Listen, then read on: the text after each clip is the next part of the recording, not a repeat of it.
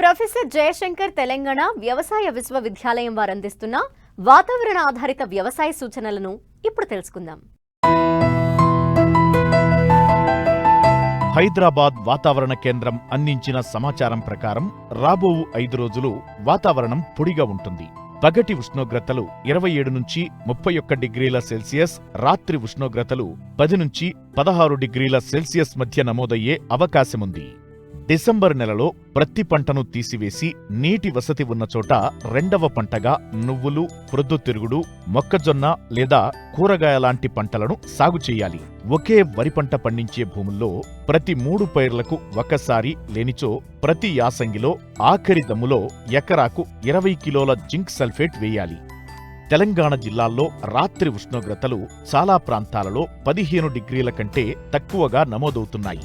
యాసంగిలో చలి ప్రభావం నుండి నారుమడులలో నారు ఎదక్కపోవడం, ఆకులు పసుపు, ఎరుపు రంగులోకి మారి కొన్నిసార్లు నారు చనిపోవడం వంటి వాటిపై రైతులు రక్షణ చర్యలు చేపట్టాలి. వరి నారుమడిలో చలి ప్రభావం తగ్గించి నారు ఎదుగుదలకు పాలిథీన్ షీట్లలో నారుమడిని రాత్రిళ్లు కప్పి ఉదయం వేళల్లో తీసివేయాలి. ప్రతిరోజు ఉదయం నారుమడి నుండి నీటిని తీసివేయాలి. వెంటనే మళ్లీ కొత్త నీరు పెట్టాలి. 10 నుంచి 12 రోజుల దశలో నారు ఆరోగ్యంగా పెరగడానికి పైపాటుగా 1 కిలో యూరియాకి 2 గ్రాముల కార్బండిజం ప్లస్ మ్యాంకోజబ్ మిశ్రమ మందును కలిపి వేసుకోవాలి. జింక్ లోప లక్షణాలు గమనించినప్పుడు లీటరు నీటికి 2 గ్రాముల జింక్ సల్ఫేట్ మందును పిచికారీ చేయాలి. ప్రస్తుత వాతావరణ పరిస్థితుల్లో వరి నారుమళ్లలో అగ్గి తెగులు సోకుటకు అనుకూలం. తెగులు గమనించినట్లయితే నివారణకు ట్రైసైక్లజోల్ 0.5 గ్రాములు లేదా ఐసోప్రథయోలిన్ 1.5 మిల్లీలీటర్లు లేదా కాసుగామైసిన్ 2.5 మిల్లీలీటర్ల మందును లీటరు నీటికి కలిపి పిచికారీ చేయాలి. ప్రస్తుత చలి వాతావరణ పరిస్థితులు వరి నారుమళ్లలో జింకు ధాతులోపం ఏర్పడుతుంది. దీని లక్షణాలు గమనించినట్లయితే జింక్ సల్ఫేట్ 2 గ్రాముల మందును లీటరు నీటికి కలిపి పిచికారీ చేయాలి.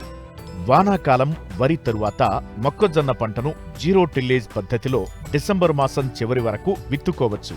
మొక్కజొన్న పంట పూత దశ 10 రోజుల ముందు నుండి గింజ పాలు పోసుకుని గింజ గట్టిపడే దశ వరకు బెట్టను తట్టుకోలేదు. ఈ సమయంలో పైరు బెట్టకు గురైనట్లయితే కాండం కుళ్ళు తెగులు ఆశించే అవకాశముంటుంది. కాబట్టి తప్పక నీటి తడులు ఇవ్వాలి. మొక్కజొన్నలో కత్తెర పురుగు గమనించడమైనది. నివారణకు క్లోరాంట్రినిలిప్రోల్ 0.4 మిల్లీలీటర్లు లేదా స్పైనటోరం 0.5 మిల్లీలీటర్ల మందును లీటరు నీటికి కలిపి ఆకు సుడుల లోపల తడిచేలా పిచికారీ చేయాలి. మోకాలు ఎత్తుదశలో ఉన్న పైరులో 1 కిలో సున్నం 9 కిలోల ఇసుకలో కలిపి మొక్క సుడులలో వేసి కత్తెర పురుగును నివారించుకోవలెను. యాసంగి పెసర, మినుము పంట పూత దశ నుండి కాయ అభివృద్ధి దశ వరకు ఉంది. మొగ్గ దశలో ఉన్న ఆలస్యంగా విత్తిన యాసంగి పెసర, మినుము పంటలకు తేలికపాటి తడి ఇచ్చినట్లయితే సమంగా పూతకు వచ్చి పిందె బాగా నిలుస్తుంది.